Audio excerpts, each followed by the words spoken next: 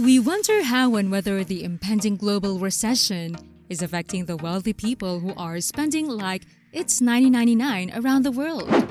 Some of us were forced out of the luxury shopping phase, but the world's 1%ers are not slowing down.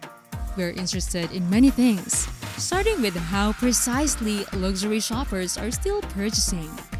How then is the luxury market still thriving? The continuous desire for luxury items like $1,200 sneakers and $300,000 sports cars shows that the wealthy are unconcerned about the rising expense of living. Listen to this. Among the businesses serving the ultra-rich that have reported high sales or raised their profit estimates are Versace, Dior, and the parent firm of Louis Vuitton. However, due to weaker than anticipated sales from lower-income consumers who feel the squeeze of inflation, retailers like Walmart, Best Buy, Gap, and others have recently decreased their financial expectations. Right now, times are tough. The wealthiest people in prior economic downturns were the last to feel its effects. As a result, this notion is supported by the luxury industry's ongoing success. The jet set's continued spending demonstrates the status symbol status that pricey goods often enjoy within this group. What do we mean by that? The importance of status symbols has never changed. Even subtly, people desire to display their affluence through the things they own. So status symbols continue to have a high value among the super rich.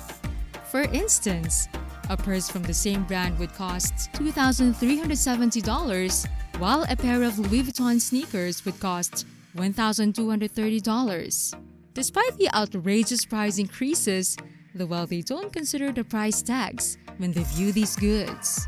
As well as Christian Dior, Fendi, and Givenchy, LVMH, the high fashion label's parent company, also reported an organic sales gain of 21% to 36.7 billion euros or $37.8 billion in the first half of 2022 compared to the same time in 2021. And keep in mind that some people are only emerging from lockdowns. The quarterly income of Versace, where a pair of shoes or a collared shirt may easily cost to $1,000, climbed by roughly 30% to $275 million from a year ago when currency variations were taken into account. Overall, sales for the quarter rose 15% to $1.36 billion. According to the company's parent, Capri Holdings owns Jimmy Choo and Michael Kors. Because of the luxury market's demonstrated endurance, Capri CEO John Idol has claimed that the company is optimistic about its long-term goals despite the wider economic uncertainty. We don't know what the consumer will do in the second part of the year, but it seems like the luxury market is strong and in good shape, Capri added in August during an earnings call. The Italian supercar manufacturer Ferrari boosted its projection for the year earlier this month, after reporting record quarterly sales of 1.2 billion euros. The basic price of the 2022 Ferrari 812 GTS is approximately $600,000, while the base price of the plug-in hybrid 2022 Ferrari 296 GTB is $322,000, according to Car and Driver. Even more astounding is the fact that a used Ferrari may still run into hundreds of thousands of dollars. It's interesting to note that not just enterprises in the luxury industry are experiencing a rise in demand for pricey goods and services. For instance, compared to its basic economy rate, Delta Airlines has achieved better revenue recovery from its business class and premium economy fares. The luxury sector has always had some resiliency, according to Amrita Banta, Managing Director of Agility Research and Strategy, which targets wealthy consumers. However, the pandemic's expanding income disparity is a factor in the sector's current strength. The majority of wealthy and high-net-worth clients now have more discretionary money as a result of the reduction in vacation expenditure. Yet, why? Take a closer look at things now, shall we? Since the Great Recession of 2008, there has been a cultural transformation, which consumers now feel free to spend their money regardless of the economy. We think that this is partly a result of developing countries improving living standards. 80% of the clients of luxury firms, according to Pedraza of the Luxury Institute, are almost affluent, and this group spending may be slowing down. However, he believed that their demography accounted for 30% of revenues. Instead, he said just 20% of a luxury brand's customers, the ultra and very wealthy, account for 80% of its revenue. According to him, the luxury market is the last to be affected by a recession, since its customers are more resistant to price hikes and economic downturns. According to his opinion, the reason genuinely luxury business can survive is due to the wealthy customers they draw.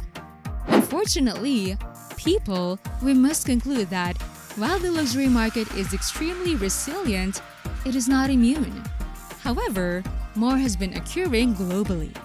Therefore, something occurred in October, something that shows our assessment of the luxury market was accurate. While the International Monetary Fund, or IMF, issued dire economic forecasts, the world's largest luxury goods company declared surprisingly strong sales on October 11. This suggests that wealthy consumers' appetite for luxury goods was far from satisfied. The most lucrative and well-known brands once again powered the expansion as four of LVMH, Moet Hennessy, and Louis Vuitton's 5 main divisions surpassed Wall Street predictions.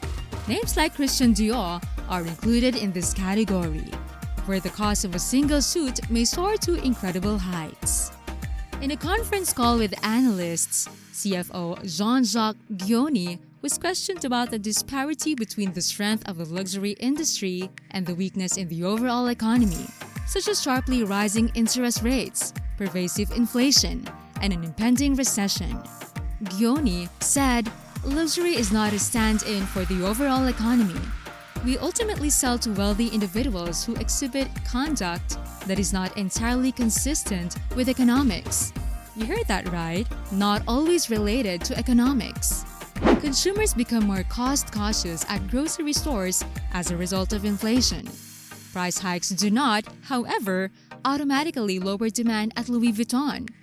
Hermès International reported a 24% rise in business this year, ignoring the effects of currency changes and providing additional proof of the patent.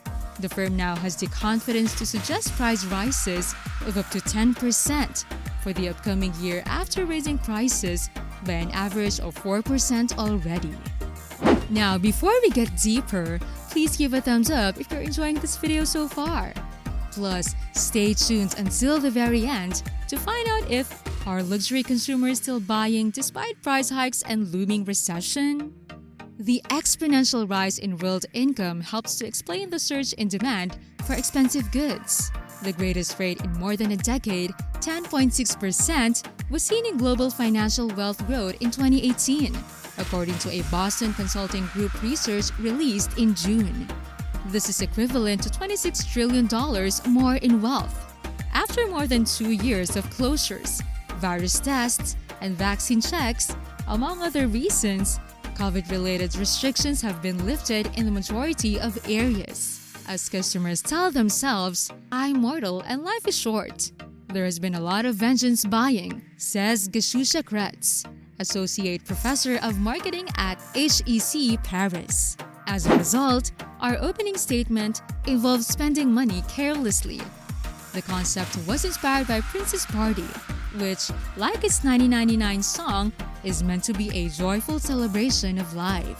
Anyhow, that may be attested to by the affluent Americans who have been traveling through Europe this year, given that the dollar is currently trading higher than the euro for the first time in 20 years. People in Paris have been willing to stand in line for hours to buy $8,850 Chanel flap bags. At the LVMH Cheval Blanc Paris Hotel, even more affluent guests are staying. The hotel may charge 55,000 euros per night for the so-called apartment, a combination of the top 2 suites and having a private elevator and pool. The splurge has reached the secondary market for luxury handbags, since these things are now viewed as long-term investments and are drawing new purchases, claims Lucille Andriani-Christie's, head of handbags in Europe, the Middle East, and Africa. She estimates that the average age of auction handbag buyers is now 43, which is lower than the average age of 54 in the other Christie's divisions. Sims now anticipate receiving payment for expensive purchases unlike in the past. For instance, a Hermes calipers established a new record at the Sotheby's auction in Paris last month, selling for 352,800 euros, or around $450,000. The largest financial crisis we have ever experienced hit in 2009 and 2020. But LVMH organic income hasn't decreased since then. Sales, though, have been rising. Despite the ongoing global crisis, Federica Lovato, a partner at Bain, believes 2022 will be another record year for the luxury industry. She explains that although the poor and middle class, who make up the base of the consumer pyramid, are being affected more, the luxury market is unaffected. Although growth for luxury businesses may slow, there won't be a major uptick shortly. Luxury real estate may be more resilient than it was during the global financial crisis, according to Kress of HAC, since growth in some areas may assist to balance reductions in others. And the business attempts to keep its most popular items appealing are succeeding, according to her. Do purchasers of luxury goods still purchase despite price increases and the approaching recession? Yes, I think they are. But what are your thoughts on these? Please comment down below. And that's it for today. Thanks for watching. I'm Megan. Please subscribe to our channel for more timepieces content and like and share this video. And speaking of luxury consumers, do you want to know what kind of watches powerful CEO have? If so, click and watch the next video here.